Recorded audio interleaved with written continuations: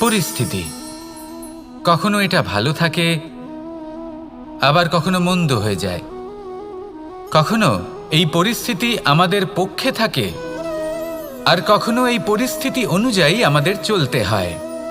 কোনো বিকল্প থাকে না। কিন্তু যখনই এই পরিস্থিতি খারাপ হয়ে যায় তখন কি করা উচিত সেই প্রশ্ন মনে জেগে ওঠে। পরিস্থিতি যখন প্রতিকূল হয় তখন আমরা কিছু হারালে তা হারিয়ে ফেলি, ঠিক আছে, কিন্তু যা বাকি আছে সেটা আমরা আগলে রাখতে পারি। পরিস্থিতিকে সামলে রাখার চেষ্টা আমরা অবশ্যই করতে পারি, শুধু সেটুকুই আমাদের হাতে রয়েছে। কিন্তু এর থেকেও বড় সমস্যা আছে, অহংকার। কখন প্রবেশ করে আমরা জানতেও পারি না। এই অহংকার আপনাকে বুঝতেও দেবে না যে আপনি সত্যি কিছু হারিয়েছেন। আপনার কিছুই যাবে আসবে না। দেখতে গেলে আকাশের সূর্য নিজের প্রকাশ হারিয়ে ফেলে যখন অন্ধকার ঘনিয়ে আসে। তাহলে আমরা কে হই? ওনার সামনে তো কিছুই নই। এই অহংকার আমাদের দমন করতেই হবে।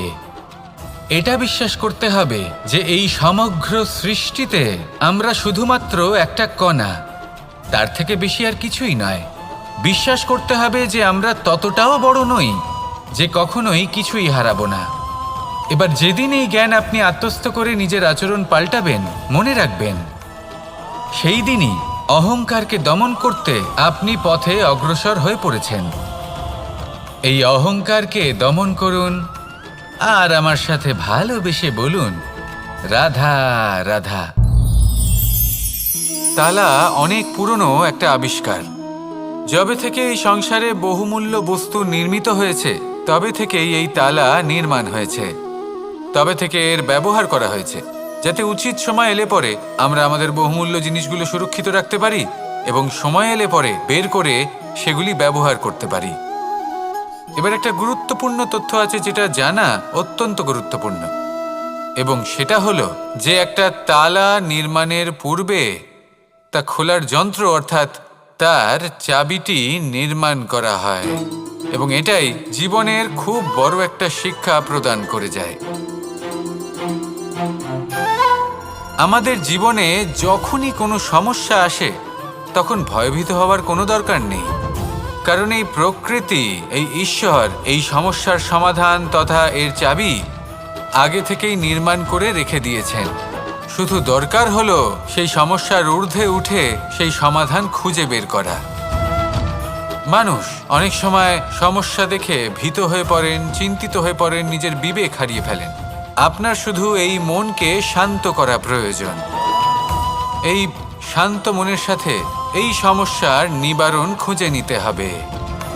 তাই সমস্যা যতই তীব্র হোক না কেন ভয় পাওয়ার কোনো প্রয়োজন নেই। পরম শান্ত মনে সমাধান খুঁজে বের করুন। আসুন আমার সাথে ভালোবেসে বলুন, রাধা রাধা। মানুষ বড়ই বিচিত্র প্রাণী। অধিক থেকে অধিকতর ধন লাভ করার চেষ্টায় নিজের শরীরকে নষ্ট করে ফেলেন, নিজের শক্তি হারিয়ে ফেলেন, নিজের সামর্থ্য হারিয়ে ফেলেন। আর যে ধন লাভ করেন সেটা কোথায় যায়? সেই শক্তি, সেই সামর্থ্যকে আবার ফিরে পাওয়ার জন্য। আর কিছু মানুষ জীবন এমনভাবে যাপন করেন যেন তা কখনোই শেষ হবে না, কিন্তু শেষ তো সবারই হবে। আর যখনই শেষটা কাছে চলে আসে তখন মানুষ এটা বুঝতে পারেন যে সে জীবনকে উপভোগ করেননি। তার কারণটা কি? লালসা। এই লালসা জন্ম দেয় লোভকে, আর এই লোভ জন্ম দেয় আপনারই বিনাশকে।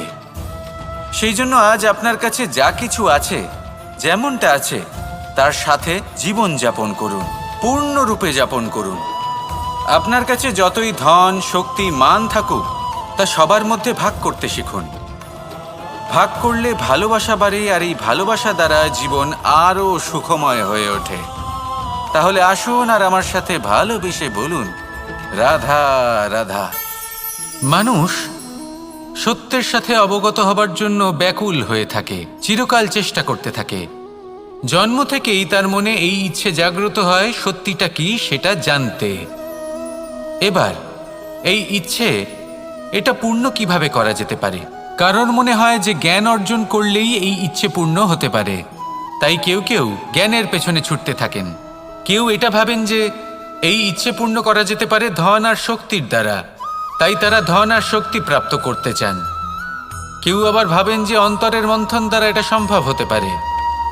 এবার এটাও সত্যি যে মন্থন করলে অমৃত লাভও সম্ভব হতে পারে, কিন্তু তার জন্য এই মন্থন করার জন্য একটা উচিত দিকে অগ্রসর হওয়া প্রয়োজনীয়।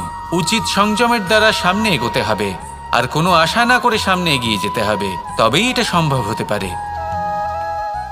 একটা বাদ্যযন্ত্রের কথা ভেবে দেখা যাক।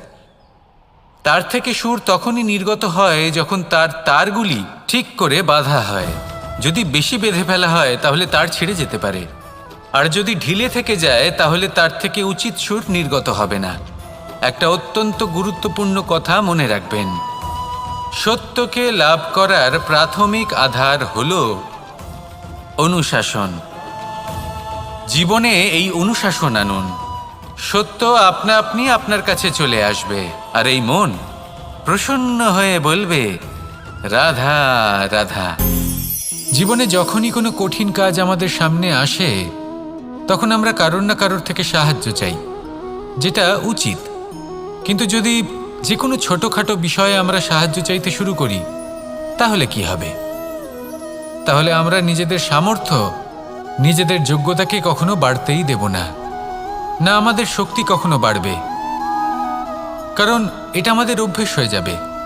যাই ঘটুক আমরা কারোর থেকে সাহায্য চাইতে চলে যাব, এটাই আমাদের স্বভাব হয়ে যাবে। সেই জন্য আমাদের যেটা করা উচিত সেটা হলো যতক্ষণ না আর কোনো উপায় থাকছে ততক্ষণ আপনি কারোর থেকে সাহায্য চাইতে যাবেন না। চেষ্টা করুন, যা সংকট থাকুক, সমস্যা থাকুক, পরিস্থিতি যতই কঠিন হোক, নিজে সমাধান করতে চেষ্টা করুন। যতটা পারবেন আত্মনির্ভর হওয়ার চেষ্টা করুন। যদি এটা করতে পারেন তাহলে আপনি অনেক কিছু শিখবেন।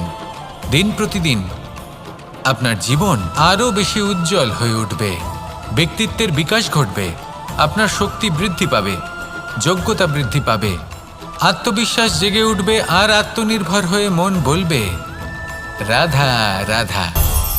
আমাদের জীবন হলো একটা উপবনের মতো, যেখানে কাঁটাও আছে আবার ফুলও আছে। আর যদি আপনি ফুল লাভ করতে চান তাহলে কাঁটার সংস্পর্শে তো আপনাকে আসতেই হবে। এটাই জীবনের সত্য। আমাদের জীবনে, আমাদের পরিবারে, আমাদের সমাজে দেখবেন ভিন্ন ভিন্ন ধরনের মানুষ আছে। কেউ আছেন দুর্জন, কেউ সজ্জন, কেউ শত্রু হন তো কেউ মিত্র। যদি আপনি দুর্জনদের কাছে যান তাহলে শুধুই কষ্ট পাবেন, যদি আপনি শত্রুর কাছে যান তাহলে ঝামেলায় জড়িয়ে পড়বেন। তার চেয়ে ভালো আপনি সজ্জনদের কাছে যান, আনন্দ এবং জ্ঞান লাভ করবেন। নিজের মিত্রদের কাছে যান, আপনি সাহস লাভ করবেন। আরও একটা কথা বলি, এই জীবন এত বড়ও নয় যে আপনি প্রত্যেক সমস্যায় প্রত্যেক মানুষের সাথে ঝামেলায় জড়াবেন। শুধু যার সাথে আপনার মনের মিল হবে তাকে প্রণাম করুন, আর যার সাথে মনের মিল হবে না তাকে দূর থেকে প্রণাম করুন। কিন্তু মনের মধ্যে থেকে প্রেমের বোধ কোথাও যেতে দেবেন না, কারণ এই ভালোবাসাই শেষ মুহূর্তে আপনার উচিত পথ প্রদর্শন করবে। তাই এই ভালোবাসাকে মনে জাগ্রত রাখুন, আর এই ভালোবাসার সাথেই বলুন রাধা রাধা। কোনো এক সময়ের কথা, একজন জেলের একটা ছোট্ট পুত্র ছিল। সে ভাবল যে আমি আমার বাবার মতোই মাছ ধরব। তখন সে একটা লাঠি নিল, তাতে দড়ি বাঁধল, আর সেই দড়ির মুখে যে কাঁটা বিঁধে থাকে তাতে চারা ঝুলিয়ে জলে ফেলল আর বসে থাকলো। কিছু সময় পরে জলে একটি তরঙ্গ দেখা গেল। ও বুঝতে পারল খুব বড় একটা মাছ ফাঁদে পড়েছে। ও বল প্রয়োগ করলো, সেটা টানার চেষ্টা করলো, মাছও বল প্রয়োগ করলো, আর শেষে যেটা হলো সেই দড়ি ছিঁড়ে গেল আর মাছ বেঁচে পালিয়ে গেল। দেখুন, ও অনেক চেষ্টা করলো কিন্তু অসফল হলো। কখনো অধিক বল প্রয়োগ করলো, আবার কখনো কম বল, কিন্তু কিছুতেই সফল হলো না। ও পঞ্চমবার প্রচেষ্টা করলো, না বেশি বল প্রয়োগ করলো না কম, ততটাই বল প্রয়োগ করলো যতটা পর্যাপ্ত, ঠিক ততটাই বল, যতটা বল সেই মাছ প্রয়োগ করলো। আর শেষ পর্যন্ত জীবনে প্রথমবার ও মাছ ধরতে সফল হলো। এবার এই কথার সারমর্ম কি? ভারসাম্য। এটাই হলো জীবনের সবথেকে বড় নিয়ম। আমাদের সবার জীবনে সমস্যা রয়েছে, কখনো মন দিয়ে ভেবে দেখবেন। জীবনে যদি কোনো ক্ষুদ্র সমস্যা বা ছোট সমস্যা থাকে আর সেটা সমাধান করার জন্য আপনি বেশি চেষ্টা করছেন, তাহলে তার দ্বারা সমাধান হয় না, বরং আরও বিপদ বেড়ে যায়। যখন কোনো বড় সমস্যা থাকে আর আপনি কম চেষ্টা করতে থাকেন, তখন সমাধান হয় না, তা চলতেই থাকে। শুধু এটাই হলো ব্যাপার। জীবনের সমস্ত সমস্যার একটা ভারসাম্য বজায় রাখা, যদি এটা আপনি শিখে ফেলতে পারেন, জীবনটা আপনার হাতের মুঠোয় থাকবে। আসুন আমার সাথে ভালোবেসে বলুন, রাধা রাধা। মানুষের জীবনে স্বচ্ছতার একটা আলাদা গুরুত্ব আছে। যদি আপনি নিজেকে স্বচ্ছ রাখেন, তাহলে আপনার নিজেরও ভালো লাগবে, সামনের ব্যক্তিরও ভালো লাগবে, একটা অন্যরকম প্রভাব পড়বে। কিন্তু একজন শ্রেষ্ঠ ব্যক্তি কিভাবে হয়ে ওঠা সম্ভব? যার মধ্যে গুণ আছে, শিক্ষা আছে, শুভ চেতনা আছে, যিনি সৎকর্ম করেন। কিভাবে হব সেই ব্যক্তি যার মধ্যে জ্ঞান আছে? শুধুমাত্র স্বচ্ছ থাকলে তো তা হওয়া সম্ভব নয়।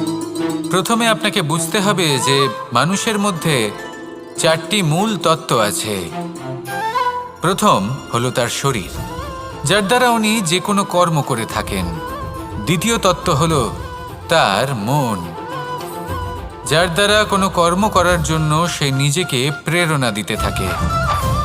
তৃতীয় তত্ত্ব হলো বুদ্ধি, যে কর্ম আমরা করতে চাই, যে লক্ষ্যে আমরা পৌঁছতে চাই, সেটা আমরা কিভাবে কোন পথে করব, সেটা স্থির করা যায় বুদ্ধি দিয়ে। আর চতুর্থ তত্ত্ব হলো আত্মা। আত্মা হলো এমন এক তত্ত্ব যার কোনো সমাপ্তি নেই। আত্মা হলো অজয়। কিন্তু এরও শুদ্ধিকরণের প্রয়োজন হয়। এই 4টি তত্ত্বের শুদ্ধিকরণ করতে থাকুন, এতে নির্মল রাখুন, শুদ্ধ রাখুন। এবং এটা কিভাবে হবে? শুভ চেতনা দ্বারা, জ্ঞানের দ্বারা, এবং সবথেকে বেশি গুরুত্বপূর্ণ প্রেমের দ্বারা। আসুন আমার সাথে ভালোবেসে বলুন, রাধা রাধা।